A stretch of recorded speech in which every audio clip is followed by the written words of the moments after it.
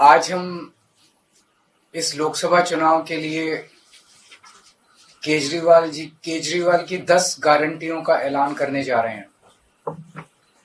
मैं समझ सकता हूं कि आप लोग कहेंगे कि चुनाव तो शुरू हो चुके हैं, बहुत लेट है, हम मानते हैं, लेकिन मेरी गिरफ्तारी की वजह से इसमें थोड़ी सी देरी हुई है। अभी भी कई चरण चुनावों के बाकी हैं। वैसे तो ये गारंटियां केजरीवाल की गारंटी के नाम से जारी की जा रही हैं। मैंने अपने इंडिया गठबंधन के दूसरे साथियों से इसके बारे में अभी चर्चा नहीं की है, लेकिन जिस किस्म की गारंटी है, मेरा विश्वास है कि इंडिया गठबंधन के किसी भी सदस्य को इसके बारे में परेशानी नहीं होगी। लेकिन ये केजरीवाल की गारंटी है, तो मैं इसकी गारंटी लेता हूं कि मैं अब इंडिया गठबंधन की सरकार बनने के बाद इन सब गारंटियों को मैं अपने सभी साथियों से पूरी करवाऊंगा। ये जो गारंटी हैं 10, ये एक तरह से नए भारत का विजन है। इनमें कई ऐसे काम हैं जो पिछले 75 साल में हो जाने चाहिए थे, जो भी कारण रहे नहीं हो पाए। इनमें कई ऐसे काम हैं जिनके बिना कोई भी राष्ट्र शक्तिशाली नहीं बन सकता। मूलभूत काम है, किसी भी राष्ट्र की फाउंडेशन का काम है, नींव रखने का काम है। उसके बिना राष्ट्र आगे नहीं बढ़ सकता। उन कामों को युद्ध स्तर के ऊपर अगले 5 साल के अंदर पूरा किया जाएगा। इसमें वो गारंटियां हैं जो इस देश के लोगों को महंगाई और रोजगार से छुटकारा दिलाएंगी, उन लोगों को रिलीफ दिलवाएंगे। आजकल देश में मोदी की गारंटी की भी चर्चा चल रही है। मोदी जी की पुरानी गारंटियों के बारे में मैं थोड़ा सा नजर डालना चाहूंगा। जनता तय कर ले कि मोदी की गारंटी पे विश्वास करना है कि केजरीवाल की गारंटी पे विश्वास करना है। मोदी जी ने गारंटी दी थी 15 लाख रुपए हर एक के अकाउंट में जमा कराएंगे, वो उन्होंने नहीं कराए। मोदी जी ने गारंटी दी थी हर साल 2 करोड़ रोजगार तैयार किए जाएंगे, वो उन्होंने नहीं किए। मोदी जी ने गारंटी दी थी स्वामीनाथन रिपोर्ट लागू करके उसके हिसाब से किसानों को फसलों के दाम दिए जाएंगे, उन्होंने प्रधानमंत्री बनने के बाद इसको खारिज कर दिया कि मैं नहीं करूंगा। मोदी जी ने गारंटी दी थी कि 2022 तक किसानों की इनकम डबल हो जाएगी, वो नहीं की उन्होंने। मोदी जी ने गारंटी दी थी कि 2022 तक इस देश के हर घर के अंदर 24 घंटे बिजली का इंतजाम किया जाएगा। आज भी देश के कोने कोने तो छोड़िए, देश के कई शहरों के अंदर बिजली के लाले पड़े हुए हैं, बिजली के बड़े बड़े लंबे लंबे पावर कट लगते हैं। मोदी जी ने गारंटी दी थी कि 15 अगस्त 2022 तक साबरमती और बॉम्बे के बीच में बुलेट ट्रेन चालू की जाएगी। अभी तक बुलेट ट्रेन का दूर दूर तक कोई नामो निशान नहीं है। मोदी जी ने गारंटी दी थी 100 स्मार्ट सिटीज बनाई जाएंगी। अब तो शायद ये प्रोजेक्ट ही खत्म हो गया, कोई स्मार्ट सिटीज। इस तरह की ढेरों गारंटी दी थी जो कि कोई गारंटी पूरी नहीं हुई। इसके पहले जब जब चुनाव आए, केजरीवाल ने गारंटी दी थी दिल्ली में और पंजाब में बिजली मुफ्त करेंगे, हमने बिजली मुफ्त कर दी। हमने गारंटी दी थी बिजली 24 घंटे करेंगे, हमने बिजली 24 घंटे कर दी। हमने गारंटी दी थी शानदार स्कूल बनाएंगे, हमने बच्चों की शिक्षा के लिए शानदार स्कूल बनाए। हमने गारंटी दी थी मोहल्ला क्लिनिक बनाएंगे, हमने जितनी गारंटी दी थी सारी गारंटी पूरी की। तो एक तरफ है मोदी की गारंटी, एक तरफ है केजरीवाल की गारंटी। मोदी की गारंटी का हम देख चुके हैं कि मोदी की गारंटी यकीन करने का लायक नहीं है। और अब तो अगली साल चूंकि मोदी जी रिटायर होंगे, तो उनकी रिटायरमेंट के बाद मोदी की गारंटी कौन पूरी करेगा, इसका भी कोई वो नहीं है। और केजरीवाल की गारंटी, केजरीवाल यही है, कहीं नहीं जा रहा, तो केजरीवाल की गारंटी पूरी करने की गारंटी केजरीवाल लेता है। 10 गारंटी क्या है मैं एक एक करके बताता हूं। सबसे पहली गारंटी है, देश के अंदर 24 घंटे बिजली का इंतजाम करेंगे। कैसे करेंगे? हमारे देश में 3 लाख मेगावाट बिजली प्रोड्यूस करने की क्षमता है, कैपेसिटी है। देश की पीक डिमांड, गर्मियों के अंदर पीक डिमांड देश की सबसे ज्यादा डिमांड होती है 2 लाख मेगावाट। तो आज हमारा देश जितनी बिजली पैदा कर रहा है, पैदा कर सकता है, जितनी डिमांड है उससे कहीं ज्यादा बिजली पैदा करने की हमारी क्षमता है। लेकिन मेरे घर के अंदर फिर भी पावर कट लग रहे हैं। क्यों? मैनेजमेंट खराब है। दिल्ली में भी यही हाल था, पंजाब में भी यही हाल था। बिजली तो थी लेकिन मैनेजमेंट खराब था। हमने मैनेजमेंट ठीक करके दिल्ली में भी 24 घंटे बिजली का इंतजाम किया, पंजाब में भी किया, देश में भी करके दिखा सकते हैं क्योंकि हमें एक्सपीरियंस है। देश के गरीब लोगों को बिजली मुफ्त दी जाएगी। दिल्ली में करके दिखाई, पंजाब में करके दिखाई, पूरे देश के अंदर फ्री कर सकते हैं। 1.25 लाख करोड़ रुपए का खर्चा आएगा। एक एक कैलकुलेशन करके लाया हूं मैं हवा में गारंटी नहीं देता। केजरीवाल की गारंटी एक ब्रांड है मार्केट के अंदर। अगर हम कुछ बोलते हैं तो वो पूरी करते हैं। तो 1.25 लाख करोड़ रुपए का खर्चा आएगा। 1.25 लाख करोड़ रुपए हम इंतजाम करेंगे। 1.25 लाख, उसके अंदर पूरे देश के गरीबों को 200 यूनिट बिजली मुफ्त मिल सकती है। आज भी हमारे देश के गरीब लोगों को ये बिजली की पहली गारंटी थी। दूसरी गारंटी है शिक्षा की। कोई भी देश तब तक तरक्की नहीं कर सकता जब तक उसके हर बच्चे को अच्छी शिक्षा का इंतजाम ना कर दिया जाए। अगर किसी देश के अंदर ढेरों लोग अनपढ़ हैं, अगर किसी देश के अंदर ज्यादा बच्चे, कई बच्चों को बिलो स्टैंडर्ड, सब क्वालिटी, गंदी बेकार शिक्षा मिलती है, वो देश कभी आगे नहीं बढ़ सकता। आज हमारे देश के अंदर सरकारी स्कूलों का बुरा हाल है। 10 लाख सरकारी स्कूलों के अंदर 18 करोड़ बच्चे पढ़ते हैं जिनका कोई भविष्य नहीं है। दिल्ली के अंदर हमने करके दिखाया, पंजाब के अंदर करके दिखाया। देश के सारे सरकारी स्कूलों को शानदार बनाएंगे, अच्छे बनाएंगे, प्राइवेट स्कूलों से भी बेहतर बनाएंगे। और इस देश के अंदर पैदा होने वाले हर बच्चे के लिए, चाहे वो अमीर का बच्चा हो चाहे गरीब का बच्चा हो, अच्छी, शानदार और फ्री शिक्षा का इंतजाम किया जाएगा। अगर आप अमीर हैं, अपने बच्चे को प्राइवेट में भेजना चाहते हैं, भेजिए। लेकिन आप अगर सरकारी स्कूल में अपने बच्चे को भेजते हैं तो प्राइवेट स्कूल से किसी 1% भी कम नहीं होगी उस शिक्षा की क्वालिटी। ऐसी शिक्षा का इंतजाम गांव गांव के कोने कोने, देश के कोने कोने में अच्छी शिक्षा का इंतजाम करेंगे। दिल्ली में किया, पंजाब में किया, हमें करना आता है, हमारी नीयत है। हम ये काम आजादी के वक्त हो जाना चाहिए था लेकिन नहीं हुआ। देर आए दुरुस्त आए, आजादी के 75 साल बाद भी हो गया तो बहुत अच्छी बात है। इस काम को करने के लिए 5 लाख करोड़ रुपए लगेंगे। 2.5 लाख करोड़ रुपए केंद्र सरकार देगी, 2.5 लाख करोड़ रुपए राज्य सरकार देगी। हर साल 5 साल में हर साल 50,000 करोड़ रुपए का खर्चा आएगा केंद्र सरकार को। 50,000 करोड़ तो कुछ भी नहीं। अगर 50,000 करोड़ रुपए सालाना खर्चे में मेरे देश के बच्चा अगर 18 करोड़ बच्चों को अच्छी शिक्षा मिल जाए, इससे अच्छा और क्या हो सकता है। तीसरा, स्वास्थ्य। अगर मेरे देश की जनता स्वस्थ होगी, बीमारी नहीं होगी, तो देश तरक्की करेगा। पढ़ी लिखी जनता होगी, स्वस्थ जनता होगी, तो ये 140 करोड़ लोग ही तो इस देश को आगे ले जाएंगे। कोई एक प्रधानमंत्री थोड़ी देश को आगे ले जाता है, जनता आगे ले जाती है। तो सब लोगों को अच्छे इलाज का इंतजाम करेंगे। आज अगर किसी को के घर में कोई बीमार हो जाए, बड़ी बीमारी हो जाए, सरकारी अस्पतालों का बुरा हाल है पूरे देश के अंदर और प्राइवेट वालों ने लूट मचा रखी है। पूरे देश में कोने कोने में, हर गांव में, हर मोहल्ले में मोहल्ला क्लिनिक खोला जाएगा। शानदार डिस्ट्रिक्ट हॉस्पिटल जितने, उनको मल्टी स्पेशलिटी बना के उनको शानदार प्राइवेट हॉस्पिटल्स की तर्ज पे बनाया जाएगा। और इस देश में पैदा होने वाले हर व्यक्ति का पूरा इलाज मुफ्त होगा, इंश्योरेंस के आधार पे नहीं होगा।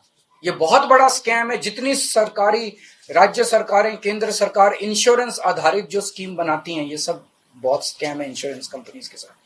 हम इंफ्रास्ट्रक्चर क्रिएट करेंगे, कोने कोने के अंदर, गांव गांव के अंदर इंफ्रास्ट्रक्चर क्रिएट करेंगे, हेल्थ इंफ्रास्ट्रक्चर क्रिएट करेंगे, अस्पताल बनाएंगे, मोहल्ला क्लिनिक बनाएंगे, ताकि लोग वहां जाके अपना इलाज करा सकें। और सबका इलाज मुफ्त होगा, चाहे अमीर हो चाहे गरीब हो। इसके लिए भी 5 लाख करोड़ रुपए का खर्चा आएगा। 2.5 लाख करोड़ राज्य सरकार देगी, 2.5 लाख करोड़ केंद्र सरकार देगी। 5 साल के अंदर 5 लाख करोड़ रुपए, हर साल 50-50 हजार करोड़ का खर्चा आएगा। राष्ट्र सर्वोपरि हमारी चौथी गारंटी। चीन ने हमारे देश की जमीन पे कब्जा कर लिया। हमारी केंद्र सरकार से जब भी पूछा जाए, वो कहते हैं कोई नहीं आया, कुछ नहीं हुआ। सब जानते हैं, पूरी दुनिया जानती है, सैटेलाइट का जमाना है, सबके पास तस्वीरें हैं कि किस तरह से चीन ने हमारी सरजमी के ऊपर घुस के और उसके हमारी जमीन के ऊपर कब्जा कर लिया। जुठलाने से समस्या का समाधान नहीं होगा, लोगों से छुपाने से समस्या का समाधान नहीं होगा। हमारे देश की सेना के अंदर बहुत ताकत है। हमारे देश की सेना को एक बार इजाजत तो दीजिए, उसको स्वतंत्रता तो दीजिए काम करने की। वो देखिए आपको जीत के लाती है। तो हमारे देश की जितनी जमीन पे चाइना ने कब्जा किया हुआ है, उस जमीन को चाइना के कब्जे से छुड़वाएंगे। इसके लिए एक तरफ डिप्लोमेटिक लेवल पे एफर्ट्स किए जाएंगे और सेना को पूरी स्वतंत्रता दी जाएगी कि वो इसके बारे में जो कदम उठाना चाहे कदम उठा सकती है। सेना को आज जो रोका जा रहा है वो रोका नहीं जाएगा। आज हमारी ये अग्निवीर योजना जो है कि हमारे युवाओं को फौज में भर्ती करके 4 साल के बाद निकाल दिया जाता है। लोगों की एक ओनरशिप नहीं बनती। 4 साल के बाद अगर आप निकाल देंगे तो एक तरह से हम सेना को सबसे कटिंग एज लेवल के ऊपर हम कमजोर कर रहे हैं। ये अग्निवीर योजना सेना के लिए भी बहुत हानिकारक है। और जो बच्चे युवा हमारे अग्निवीर बन के जा रहे हैं, वो लोग भी बहुत त्रस्त हैं। अग्निवीर योजना को बंद किया जाएगा। जितने बच्चों को अभी तक अग्निवीर में शामिल किया जाए, उनको पक्का डिक्लेयर किया जाएगा। उनको पक्का राष्ट्रीय सम्मान भी नहीं मिलता संस्कार के समय, तो उनको पक्का किया जाएगा, उनको पक्का डिक्लेयर किया जाएगा। और सेना के अंदर ये ठेकेदारी के ऊपर एक तरह से कच्चे में, अग्निवीर तो कच्ची नौकरी हुई ना, कच्ची नौकरी ये बंद की जाएगी और वापस पक्के के अंदर बच्चों को लिया जाएगा। और सेना को ये अग्निवीर योजना लाए थे क्योंकि केंद्र सरकार का मानना था कि सेना के ऊपर उनकी तनख्वाह और उनकी पेंशन के ऊपर पैसा ज्यादा खर्च हो रहा है। सेना के ऊपर, उस देश की सुरक्षा के ऊपर जितना पैसा खर्च करने की जरूरत है उतना पैसा खर्च किया जाएगा। देश की सुरक्षा के साथ खिलवाड़ नहीं किया जा सकता। छठी गारंटी किसानों के लिए। किसानों को आप इज्जत की जिंदगी दे सकते हैं अगर आप उनको उनकी फसलों के पूरे दाम दे दें। किसान कोई भीख नहीं मांग रहा, किसान अपना हक मांग रहा है। किसान अपनी बारिश में, धूप में मेहनत करके और अपनी फसल उगाता है, और उसके बाद जब उसको फसलों के पूरे दाम नहीं मिलते, तब वो अपने ऋण नहीं चुका पाता, आत्महत्या करने के लिए मजबूर होता। अगर आप उसकी फसलों के दाम सुनिश्चित कर दें तो किसान को आपसे कोई फेवर नहीं चाहिए।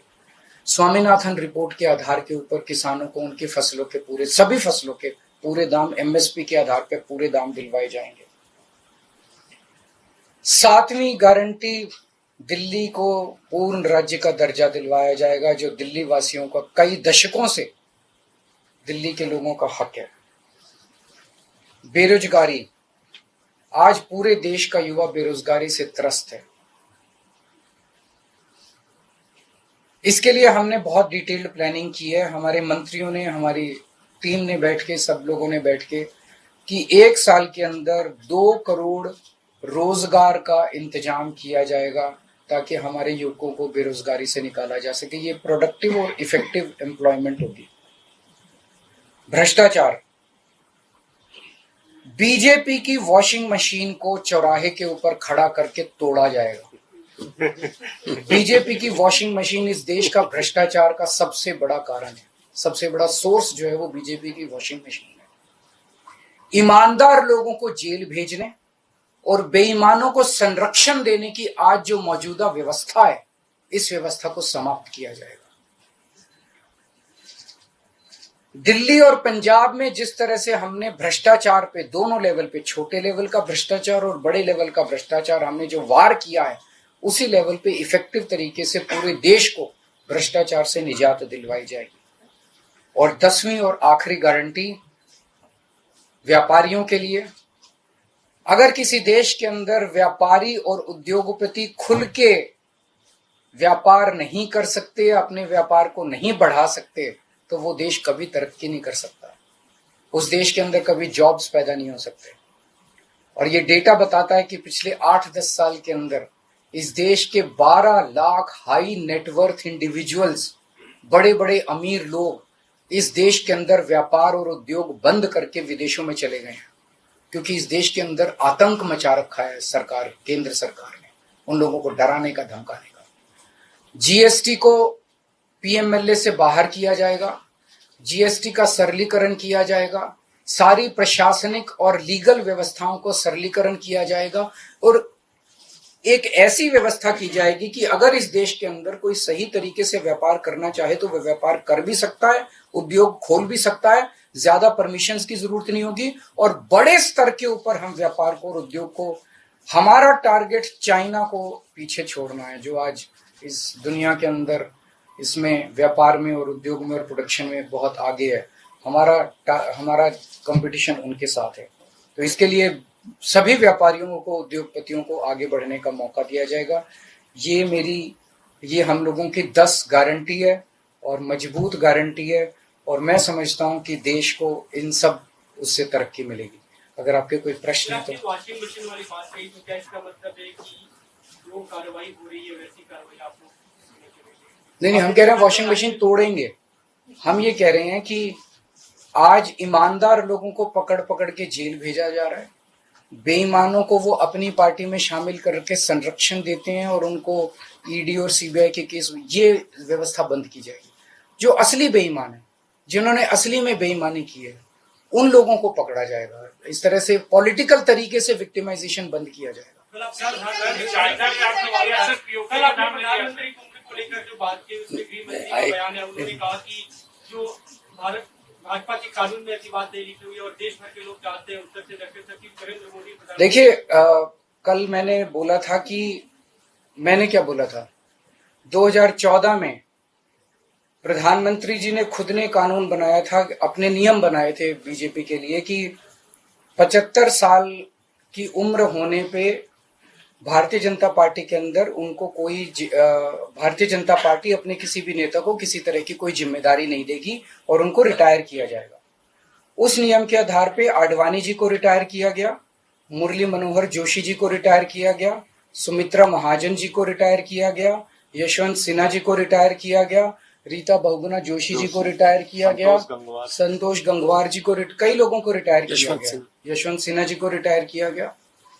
तो कल जब मैंने कहा कि उस नियम के हिसाब से 17 सितंबर 2025 यानी कि अगले साल प्रधानमंत्री जी जब 75 साल के हो जाएंगे तो वो भी रिटायर हो जाएंगे।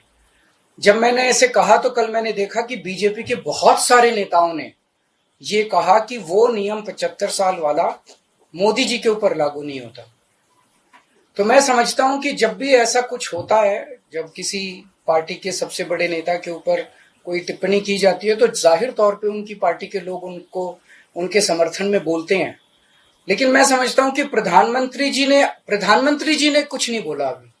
उनकी पार्टी के नेता कह रहे हैं कि नहीं, हम उनको रिटायर नहीं होने देंगे, ये उनकी भावना है, उनके पार्टी के नेताओं की भावना है।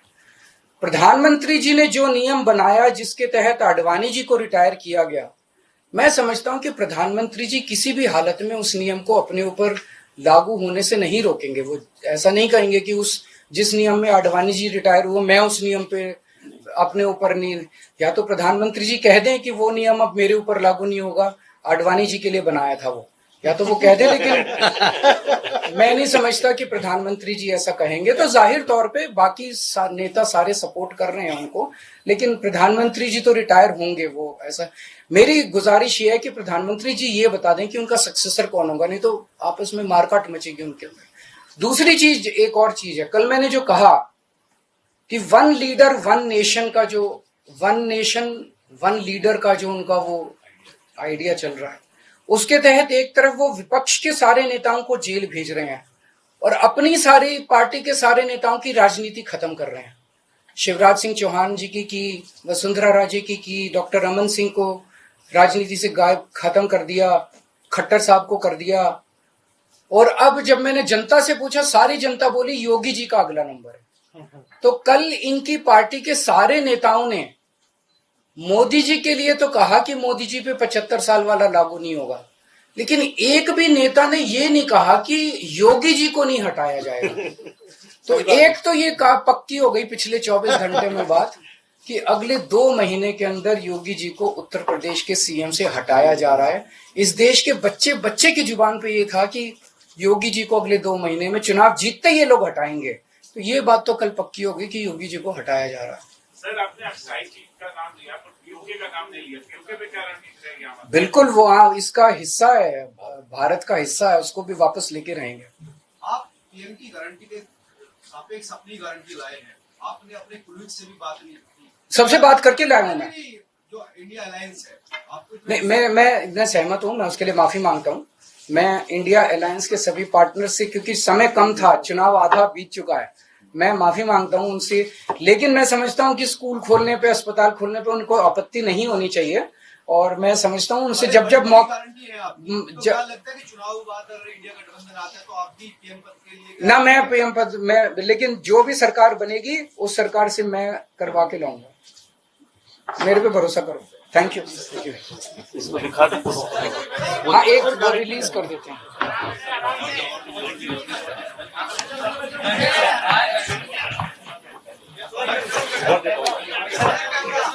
एक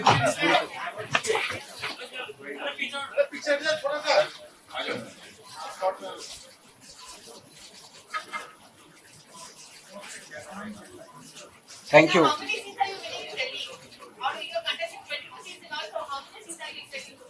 दिल्ली में सारी बीजेपी हारेगी सारी जितनी है। माहौल आप एक बार ही जाके देखो, आपको तो, आप तो सारे पत्रकार घूमते ही रहते हो।